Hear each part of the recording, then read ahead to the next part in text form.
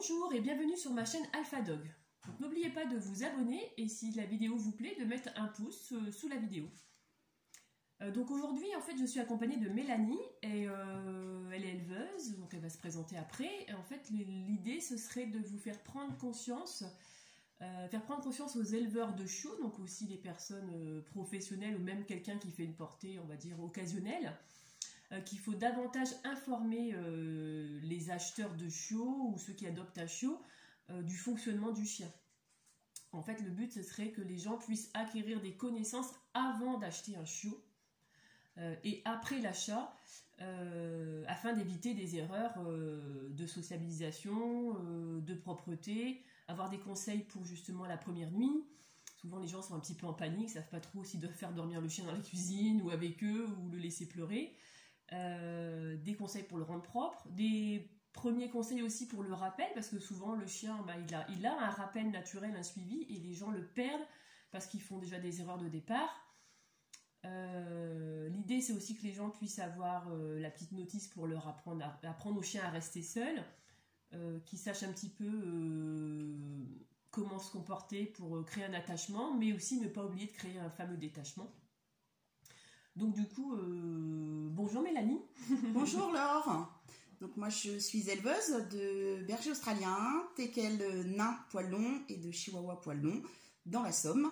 Et j'adore travailler avec mes chiens et je travaille surtout énormément la sociabilisation pour les chiots, pour qu'ils aient un bon départ dans la vie et pour leur famille, mais aussi avec Laure parce qu'elle m'apporte beaucoup de choses et le pack chiot qu'elle transmet, auquel vous pouvez adhérer sur AlphaDog, permet de donner énormément de clés en main aux futures familles pour l'arrivée de leur chiot. Très bien, écoute, merci Mélanie de ta petite présentation. Donc c'est vrai que on le dira jamais assez, justement, en fait, souvent les éleveurs ont tendance à préconiser aux chiens qui partent, les chiens qui sont vendus, aux personnes de ne pas le sortir avant l'âge de 3 mois. Donc c'est vrai que les études prouvent vraiment l'inverse, que le chien justement est très malléable entre l'âge de 3 semaines et justement 12 semaines, à peu près 14 semaines. C'est la période de la sensible où il faut vraiment le sortir le plus possible. Donc l'éleveur a un rôle très important dans ces moments-là. Mais aussi, même s'il sociabilise correctement le chien, vous avez un rôle en tant qu'acheteur de absolument sortir le chien entre l'âge de 8 semaines et 14 semaines pour justement favoriser les connexions et que le chien se crée un répertoire suffisamment large pour pouvoir affronter le futur. Et c'est souvent un problème. C'est très très important en fait. On essaie nous d'aider le chiot à avoir un maximum de contact avec l'humain, avec les enfants, avec les bruits. Mais c'est très important aussi que vous continuiez de sociabiliser votre chiot dès son départ. Dès le jour où il arrive chez lui, il faut qu'il puisse continuer à avoir énormément de contacts plutôt que de se renfermer et de développer des peurs qui après le bloqueront sur énormément de choses. Et donc justement, pourquoi certains éleveurs ne font pas ce travail ou préconisent toujours de ne pas sortir le chien avant son 3e rappel finalement? Certains éleveurs, mais aussi beaucoup de vétérinaires préconisent encore cela. Alors c'est une ancienne croyance. Avant, on disait qu'il ne fallait absolument pas sortir le chiot avant ses 3 mois, avant qu'il ait eu tous ses rappels, pour éviter qu'il soit malade et surtout pour, je pense, couvrir énormément d'éleveurs par rapport aux problèmes de santé, que ça ne se répercute pas contre lui, puisque nous avons une garantie, entre guillemets, sur le chien qui nous oblige à vous rembourser ou à vous dédommager si le chien a un problème. Mais c'est des mauvaises croyances et c'est en fait nuire au chiot. Les maladies qu'il pourrait éventuellement développer sont quand même assez rares. Si tous les vaccins ont été faits pendant l'élevage et si le suivi a été fait correctement, il n'y a aucun souci. Et si les maîtres, la nouvelle famille, prend soin du chiot, il n'y a pas de problème. Évidemment, il y a des situations qu'on va éviter, comme le mettre en contact avec un chien qui pourrait être potentiellement malade s'il n'a aucun vaccin, s'il ne vit pas dans des bonnes conditions. Évidemment, on va éviter de le mettre en contact avec ce chien. Mais il faut le mettre en contact avec tous les autres pour qu'il puisse continuer à se construire normalement, mais pas que les chiens, aussi avec les hommes, aussi avec les enfants, en mettant bien sûr des précautions. On ne va pas laisser un enfant se jeter dans le panier du chien pendant qu'il dort. C'est l'amener dans la gueule du loup et ouvrir énormément de risques aux morsures.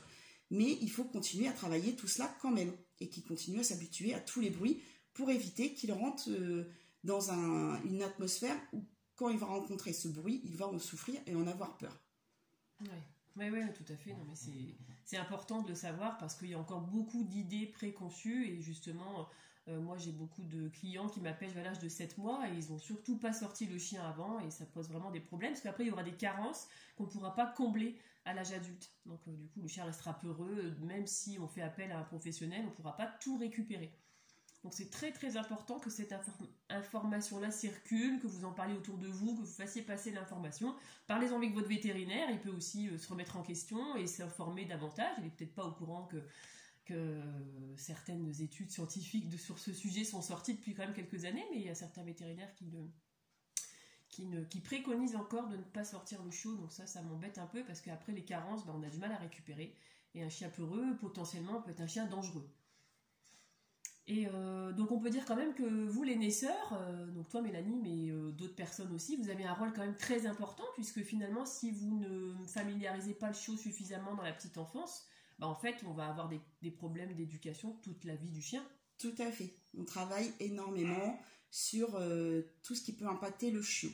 Donc le contact avec les enfants, avec l'homme, à entendre différentes voix, à accepter que plusieurs personnes viennent vers lui, le caressent, le prennent à bras, mais aussi sur tous les bruits qu'il peut avoir aux alentours. Donc le simple bruit de l'aspirateur.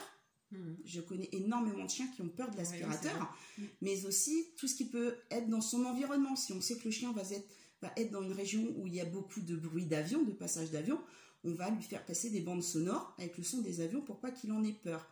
On va lui apprendre à être avec nous dans la maison, mais pas que. Il est important que le chien sache rester seul dans un endroit avec du bruit, mais aussi sans bruit. Moi, je travaille beaucoup le chien dans la famille. Donc, il est au contact de mon mari, de mes enfants, de nos amis qui viennent chez nous. Ils ont des câlins, ils ont des mamours, ils jouent dehors. Ils sont en contact avec tous mes autres chiens de l'élevage pour ne pas avoir peur des chiens qu'il pourrait rencontrer dans sa future famille. Mais ils ont aussi des endroits où ils sont isolés pour apprendre à être seuls.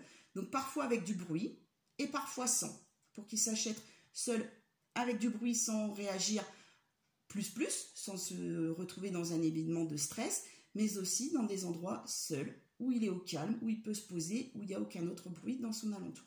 Ouais, toi, c'est vrai que tu as un très beau bâtiment là au fond de ton jardin où justement tu as les chiens. Et c'est vrai qu'on pourrait imaginer que le chien, justement, dans un bâtiment au fond d'un jardin, il ne va pas être bien sociabilisé, mais c'est pas le cas du tout puisque tu t'en occupes et tu fais vraiment ça par passion, par amour, et le fait de les rentrer régulièrement chez toi et de leur faire vivre des choses là-bas aussi et ici, ça change tout. Donc faut pas forcément se braquer. Donc un chien qui est élevé en maison peut être trop sociabilisé, ça peut poser des problèmes. Un chien au fond, avec un très beau bâtiment comme au fond comme ça, on pourrait imaginer aussi qu'il soit pas du tout socialisé, mais c'est pas forcément le cas. Il faut vraiment bien discuter avec l'éleveuse et... Tout à fait, il faut vraiment vous renseigner sur l'élevage, s'il a un site ou une page Facebook, déjà vous rendre sur ces sites ou cette page pour voir toutes les photos, toutes les informations, les témoignages aussi des familles. Moi j'invite énormément mes familles à mettre des témoignages, qu'ils soient contents ou non. S'ils ont des choses à reprocher, au moins ça peut me remettre en cause, me faire évoluer si jamais il y a eu des petits couacs. Et puis ça permet aussi aux familles qui sont potentiellement adoptantes de savoir où ils vont avoir leur chien. Mais il est aussi important que vous demandiez à voir les parents au minimum et que vous connaissiez l'univers où a évolué le chiot pendant qu'il a eu toute sa petite enfance, on va dire. Ouais, super. Écoute, c'est bien. Merci pour ces conseils, Mélanie, parce que donc toi, du coup, tu as la mission, on va dire, de donner un bon départ. Et moi, je vais avoir la mission de justement continuer après ces 8-12 semaines de justement, et c'est pour ça que j'ai fait donc la notice du chiot, donc les formations Pack Chiot, vous pouvez trouver sur le site AlphaDog. Ça va vous permettre justement d'avoir le mode d'emploi pour avoir un chiot, et ça donc avec Mélanie, elle préconise quand elle vend un chiot d'inciter les gens justement à avoir cette notice, et ça vous permettra de, comme je le disais au tout début de la vidéo, d'avoir des connaissances suffisantes pour pouvoir commencer et affronter la première ou deuxième année du chien. Tout à fait. Nous Voilà. sommes éleveurs, mais pas éducateurs. Donc, on donne plein d'informations. On a obligation de donner une petite liste d'informations sur la race, de petits conseils aux familles qui sont adoptantes. Mais nous n'avons pas non plus toutes les cartes en main sur l'éducation. Donc, je vous invite vraiment à prendre ce pack chiot sur le site AlphaDog qui vous donne énormément de clés en main et bien plus que nous pouvons vous en donner pour accueillir votre chiot dans de bonnes conditions. Bon, bah écoute, merci Mélanie pour cette vidéo. Merci de ton accueil.